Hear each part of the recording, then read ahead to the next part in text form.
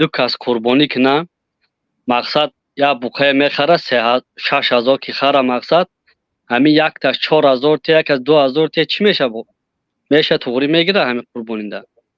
اگر مثلا دو گوسفند خریدنی هست، دو گوسفند دو کس خریدنی هست، یک تاش 2,000 دارد، یک تاش 4,000 دارد.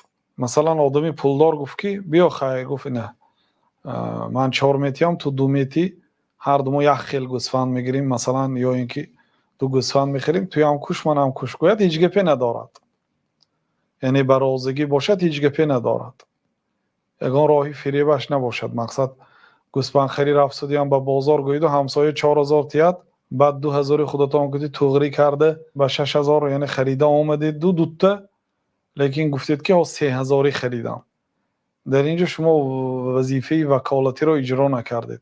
الوکالت تنزل بمنزلت الاصالتی گفته که قاعده از در فقه، وکیل عیناً وظیفه اصیل رو میگیرد. اصیل اگر رود و به 3 خرد، یکی دیگرش رو به جیب خودش میماند، اگر به 4 خرد تمام همین این یعنی که در این فریب میشد اگر شخص دوم نفهمد. خلاصه اگر فریب نباشد و برازگی هر دوش باشد هیچ باکی نداره.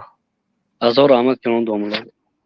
یا مثلا بعضی ها میگوید که یک گاو خریدنیم از نام 7 کس گاوا کشته میشد، من 50% میتیم.